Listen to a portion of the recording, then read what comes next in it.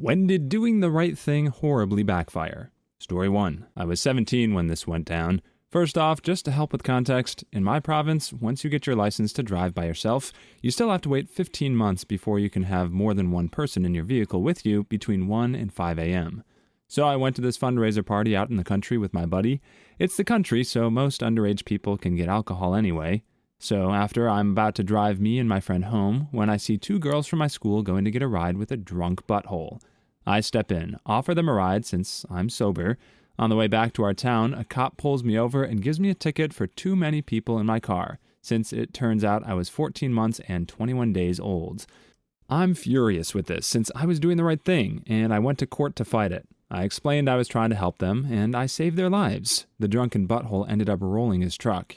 Judge says I did the right thing, clears my record, and makes me pay the minimum amount for the ticket, which was a lot less than it could have been. Happy ending? Not quite. About 3 months later, I got a call from the provincial insurance company for me to go see them about the ticket. I go see them and once again explain that I was trying to help. After about 30 minutes of discussion between the three people sitting in, they informed me that although my intentions might have been good, I acted irresponsibly and stupidly, endangering my life, the girls' lives, and everyone else on the road. They then classified me as a dangerous driver, fined me $500, suspended my license for 3 months, charged me a couple $100 to renew my license, it will take me another 2 years to get to the provincial average, and gave me a 5-year probation period, where if I get any type of ticket for no matter what, my license is gone for 2 years. I'm from the prairies, and everything motor vehicle related, licensing, registration, is all run by a government branch. I fought the ticket given to me by the RCMP, and the Crown cleared my record. But the province can still jump in and mess with my license, insurance, etc., which they did. The cost of keeping your license every year is based on a point system, where a year of good driving, no at-fault accidents or tickets, gives you a +1. Everyone starts at $0, $45 a year. And accidents and tickets put you in the minuses, so it's more expensive. They decided to give me a -10, so my license cost me over $500 that year. The silver lining to this is when you're minus, if you're good for a year, they'll bump you up 2 or 3 points, so I'm going to be at 0 either this year or next. Story 2. I walked out of a bar and saw a man and a woman assaulting a homeless man. The homeless guy was about 5'4" and about 110 pounds, and he was already down on his knees. The man and woman were both Samoan from their looks, so they were big, very big. She was about 6'1" and about 220 pounds, and her male companion was really, really big, about 6'5" and over 300 pounds. I ran up to them and told them to stop, which was really a big mistake on my part. I should have just yelled at the police or something to get them to stop, but hindsight is 20/20. The woman came after me, and her friend tried to flunk me, which is super dangerous for me at this point. I'm 5'10" and 200 pounds and can handle myself, but this is quickly becoming something that I cannot handle. I pulled my knife before she could get to me, and her friend could get behind me. Her big companion saw that I was not messing around and that I will not go down without a serious fight. As a side note here to anyone who is assaulted, never go down in a street fight. You are defenseless and can easily be very, very hurt and crippled or killed.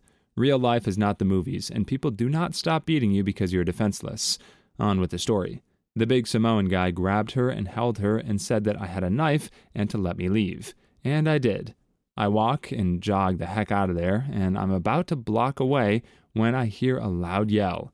As I spin around, I see the woman running full speed at me, and I just have enough time to get my hands up and spin her into the street, and her boyfriend about 50 yards behind her at a full run toward me also. She starts swinging at me hard, not like some dainty girl, but for real, trying to knock me out. Remember, she outweighs me by 20 pounds, and I have her huge guy friend now barreling down on from behind me. I decide to knock her out, and I unload everything I have into her jaw. She goes down instantly and is out cold. I turn to face her boyfriend, who I know is about 10 yards away, and I see him just stop cold and look at her laying in the street. He just walks past me and picks up her head and looks up at me. At this very moment, some guy who saw me basically just knock some girl out, without any context, yelled something and started running toward me. They're about a block away. The big Samoan guy looks at me with a really sad expression, like he's really sorry for everything, and just says, "Run." And I do. I freaking run like someone is trying to kill me, because these guys who saw me hit her are freaking coming to kick my butt, and there are a bunch of them. I run to my car and I get the heck out of there. I got away, and I have never told a single person about this incident until right now. I've never been so scared as I was that night. If you and the big Samoan guy became buddies, or like life-bound companions through this, it would be great. Story 3. Went to get a pap smear while still living at home with my mother, had recently gotten my own cell phone and asked them to call it instead of my house, as it was my most recent contact number and the easiest way to reach me about all my personal medical issues.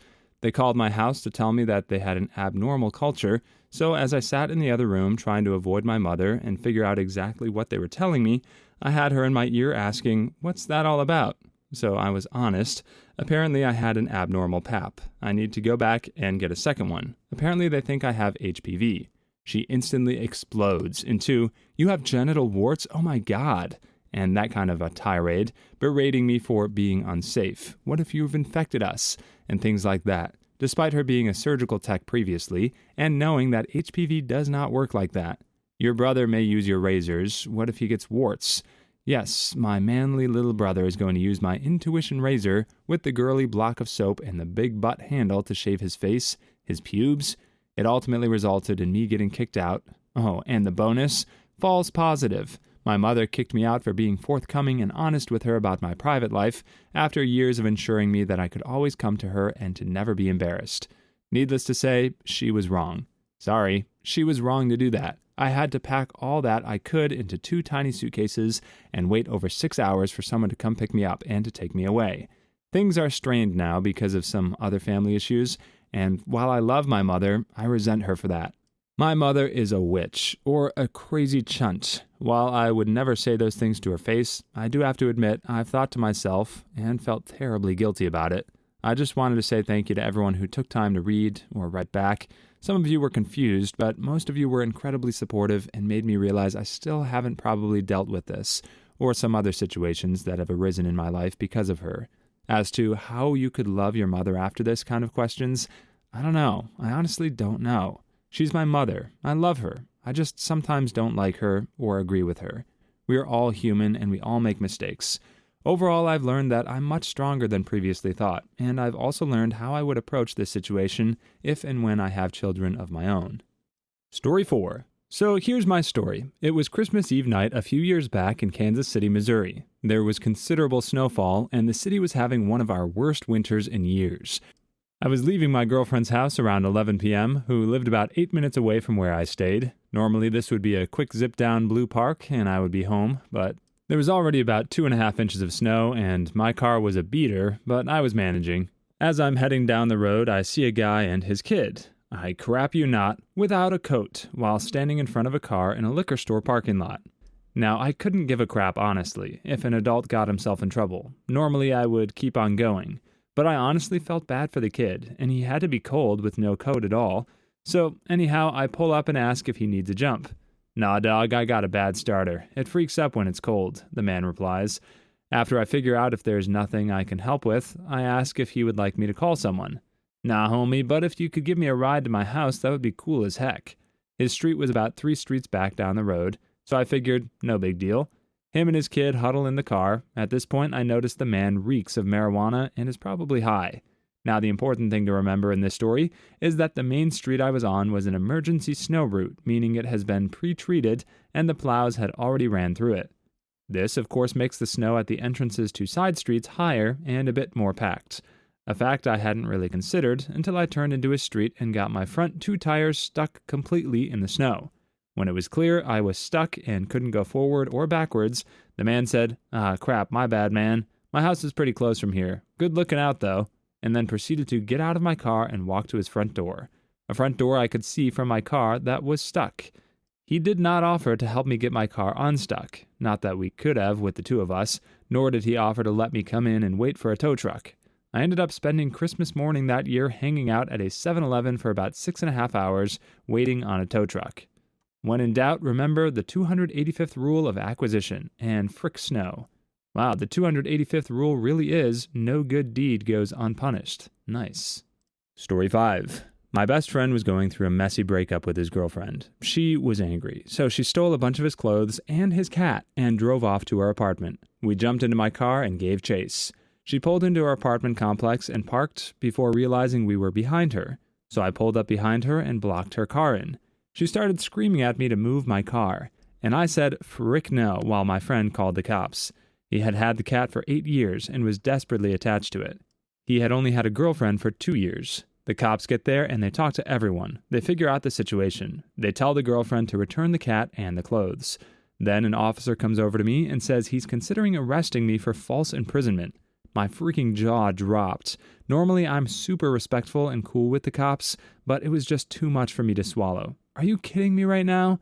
Not at all. You put your car behind hers, making it impossible for her to leave. You kept her there against her will, and that's a crime.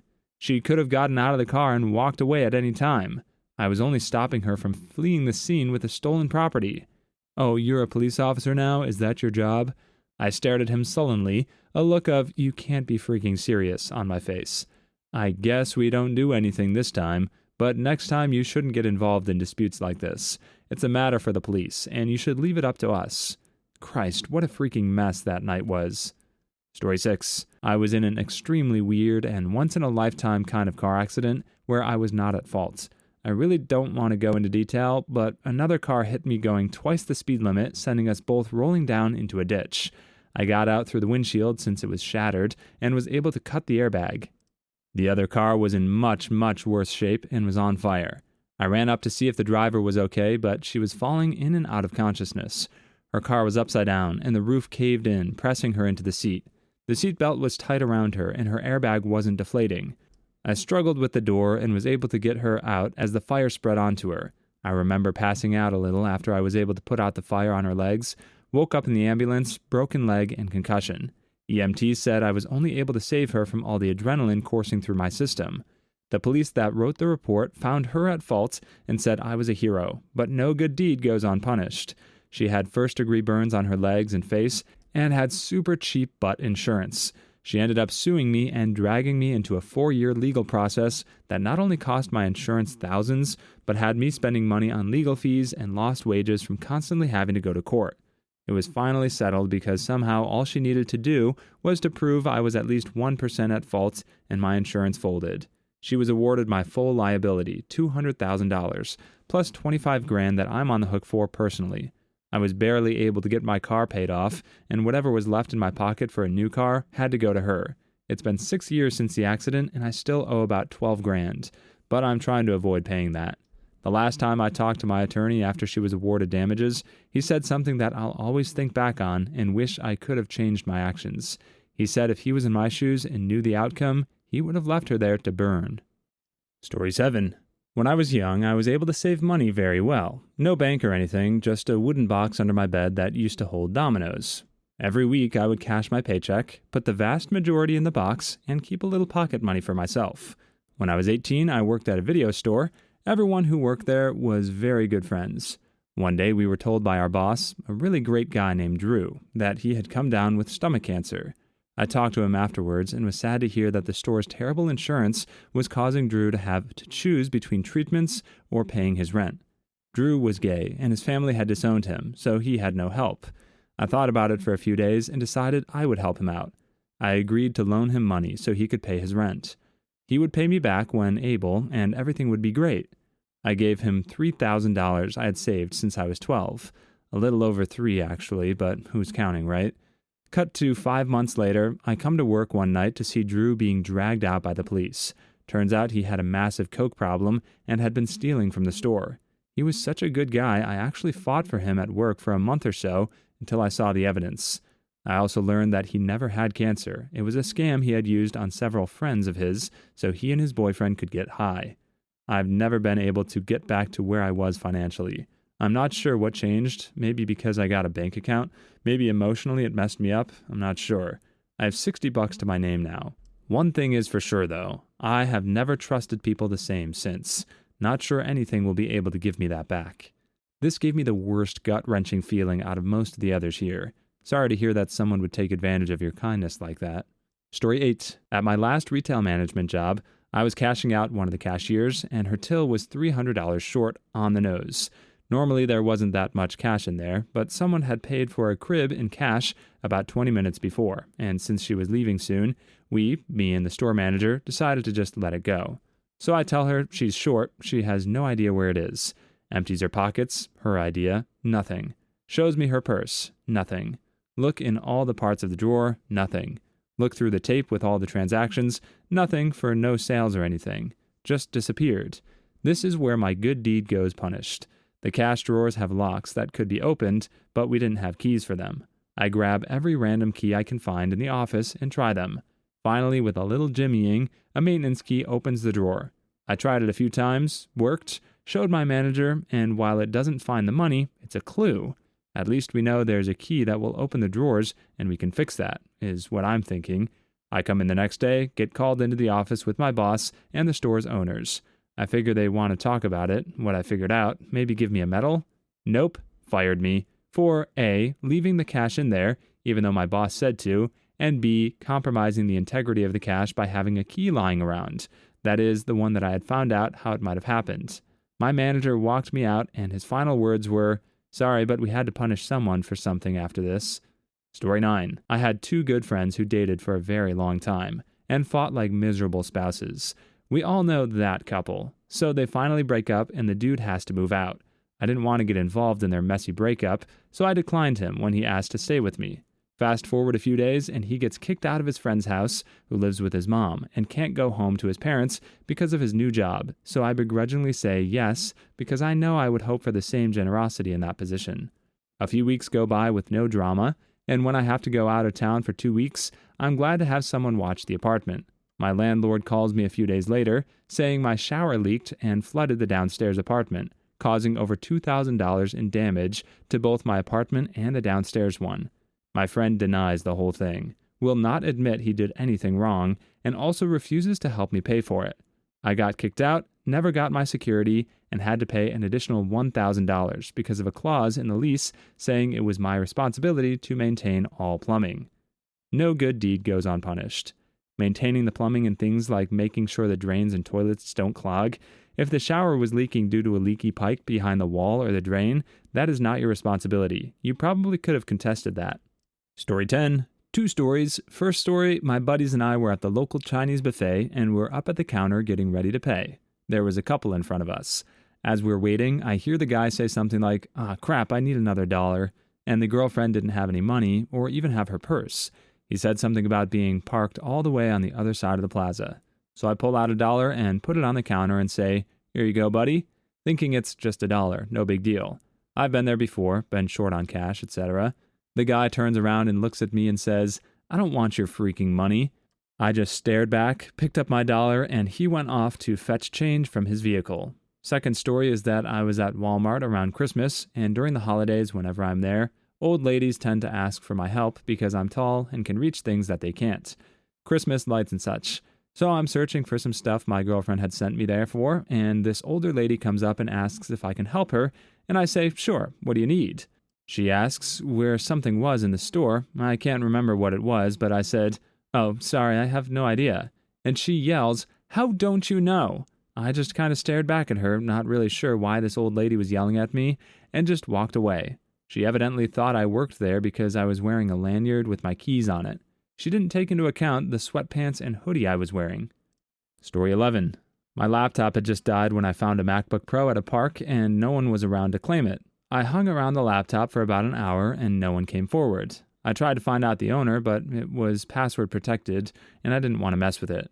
My wife, being the ethical angel on my shoulder, convinced me to turn it in with the caveat that I could keep it if no one claimed it. I took it to the police station. Before I handed it over, I asked about their found property policy, and the desk person said 90 days, and if it isn't claimed, it's yours. Sweet, I might get a free laptop without the guilt of stealing it from someone. So I went out to my car and got the laptop and turned it on. The detective saw the laptop and said, "Oh, not computers. We will destroy those after 90 days. God dang it. You may have gotten played. It's not very likely, but maybe someone there just wanted a new laptop. Story 12. My best friend really liked this girl, and he was trying to get her attention, so he asked me what would get my attention. I gave him advice, which boosted his ego. He was really appreciative of my help, and said thanks so many times. Then I didn't hear from him for months. I'd send him messages, I called, and nothing. Then I saw him on the street, I said hi, he ignored me and kept walking. Naturally, I was very confused and hurt, and didn't know what happened. So I started asking my other friends. Apparently, he was still talking to them, so it was just me. On my final attempt to talk to him about 7 months later, he told me that he was dating the girl that he asked my advice on. He told me, "She really hates you." Wow, thanks, considering I've never even met the chick. So basically, this girl told him to never talk to me again if he wanted to date her. He chose her. I haven't spoken to him in years. I pushed a friend to ask out this girl, and she made him never speak to me again. Your friend is a butt. I have a lot of close friends who are girls, and I would never pick some new chick over their friendship. If a girl has a problem with any of my friends, then she's a no-go. Story 13. My wife and I were flying from Montreal to Vienna 2 years ago. We were flying coach, so, of course, we're the last aboard. I see a lady sleeping in the waiting room at the gate. Good Samaritan that I like to think I am. I gently wake her and ask her if she's going to Vienna. She says that yes, she is, so I tell her that it's final boarding. Away we go, and she gets on behind us. As we're taking our seats, she goes by us, and we smell the alcohol vapors. Oh no. Anyway, we get our seatbelts on, and they start pushing the plane out to the taxiway. The flight attendants go through the cabin checking seatbelts, but when they get to the drunk lady, they can't wake her up. So, overcome all the flight attendants, shaking her, trying to wake her up. Finally, they start calling for a doctor on the flight. Someone speaks up and is a nurse. They try and fail. So back the plane goes to the gate. On comes the EMS and haul her out. 2 hours later, we're sitting at the gate while they try to find her luggage to pull off the flight. I sank deep in my seat and hoped like heck no one saw me wake her up to get on the flight. Click on one of the videos you see on the screen now, or a Karen will sue you.